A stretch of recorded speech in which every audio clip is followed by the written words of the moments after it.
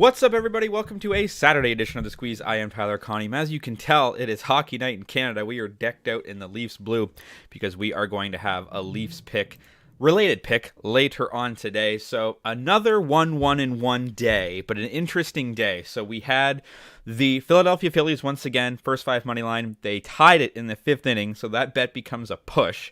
We had the under between the Flames and the Blue Jackets. That was not a sweat at all. There was only one goal going into the third period. That finished 3-1. And then we had the New Jersey Devils to win in regulation plus 125. Got a little bit of slack on the channel yesterday. Someone gave me a lecture about why that was a bad bet, why it was so obvious that the New York Islanders were going to win that hockey game. Well, pal, the New Jersey Devils won that hockey game. Yes, it was in overtime, so yes, we lost the bet, but it was just interesting to see sort of why my breakdown was so wrong. I don't know what I'm talking about. I don't do the research. And look, there are definitely some sports that I'm better at. We're up 20 units in Major League Baseball this year. I would say I'm better at baseball than I am at hockey.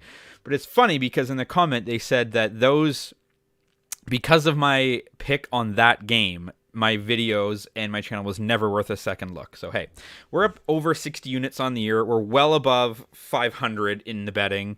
I'm going to lose a bunch of bets. Lost over 200 bets, but won almost 400 of them. So I just thought it was interesting. It was very satisfying. The Devils were leading with 90 seconds to go, and man, did I want them to hold on and win that game so I could win that bet. But it is what it is. And hey, listen, at the end of the day, I'm just telling you the bets that I'm making. If you want to bet with me, that's great. If you want to do the complete opposite because you think my breakdown is moronic, that's why I'm doing these videos. So before we get to today, we also, by the way, if you're in the Discord, we also hit another NHL player prop. I'm getting these props from the Betting Pros cheat sheet. Their projection model is unbelievable. So we hit another plus 142 prop parlay, and I also had Jack Hughes as an anytime goal scorer at plus 155. Those both hit as well. So even though it was a 1-1-1 day, we finished up 1.6 units for the day.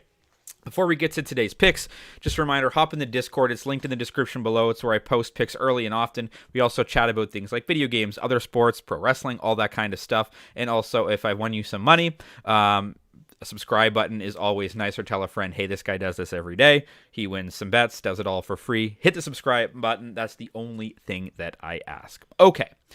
Let's start in the NLCS, and I have bet on the Philadelphia Phillies in all four games in this series, and despite it being a 2-2 series, we have gone 2-0-2. We haven't lost a bet on the Philadelphia Phillies yet. Not going to start now.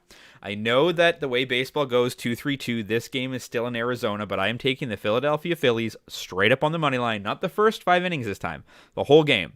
Philadelphia Phillies money line, minus 125 at Caesars.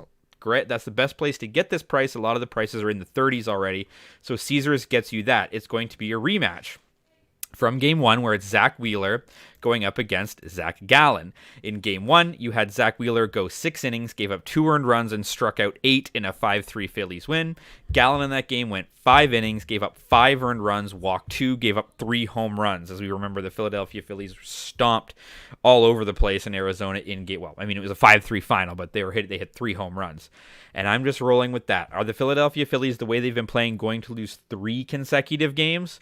I don't think so. Give me the Philadelphia Phillies straight up on the money line for minus 125 at Caesars. Now we're shifting to the NHL, and we've got two totals, both overs, both plus money, starting with the Toronto Maple Leafs, who are playing the Tampa Bay Lightning. This game is on the road. After getting off to a good start for Toronto, winning their first game 6-5 and their second game 7-4, they've only scored 2 goals in their last 2 games, both back-to-back losses, 4-1 against Chicago, 3-1 against Florida, but their games are 2-2 to the over so far this season. You have Tampa, who's played 5 games. They're 2-2-1, and they are... they've played 4 games. They're 3-1 to the over. So they just played against Vancouver. That went to 7. They've had a total against 5 against Buffalo, 7 against Ottawa, 10 against Detroit, 8 against Nashville. The number is 7, and I'm okay with a push. If you're familiar with this channel or this podcast, you know that a push to me, if you don't lose, that is a win. So if we push and we get our money back, I will take it. So over 7 is plus 105 at DraftKings, and I just think the way that I think the Leafs are poised for a breakout game here. You've got 2 goalies in Johansson and Samsonov with goals against over 3.5 and save percentages of under 9.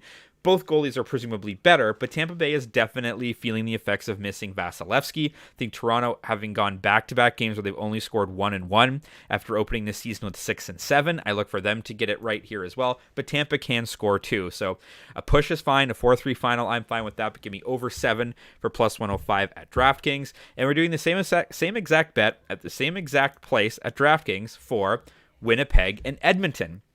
Both of these teams are 1-3. Both of these teams should be better. Both of these teams are above 500 to the over and the under. You've got Winnipeg at 3-1. You've got Edmonton at 3-1 to the over.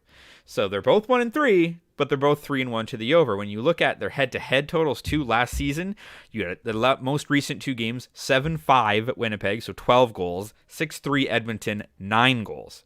Then you look at this season, Winnipeg, 5-3, so there's been 8, 6, 10, and 8 goals scored in their games. And for Edmonton, you've had 5, that's the under. Then you've got 7, 7, 9, and 7. So again, 7 is fine. I am fine with 7.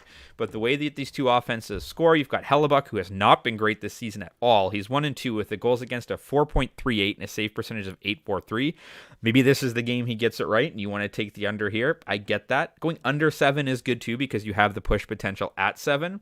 And then you've got Skinner for Edmonton in one game and goals against a 5.3 and a save percentage of 7.50. So both of these places are just, we're going to ride with the trends here. It's early in the season. I don't know early if they're going to correct themselves. Obviously, Edmonton is a high-scoring offense anyway, so we will take over 7 there. So those are your 3 bets for today. Give me the Philadelphia Phillies straight up on the money line, minus 125 at Caesars. Give me over 7 for plus 105 at DraftKings between Tampa Bay Lightning and the Toronto Maple Leafs. And also give me over 7 at DraftKings, plus 114 for Winnipeg and Edmonton Oilers. As always, drop a comment if you're fading or following. You can follow me across all my socials, linked in the description below. Picks and props, more picks and props throughout the day. So if you get in the Discord, you can get those there. Your audio is on Apple and on Spotify. Have a great Saturday, and let's just talk sports.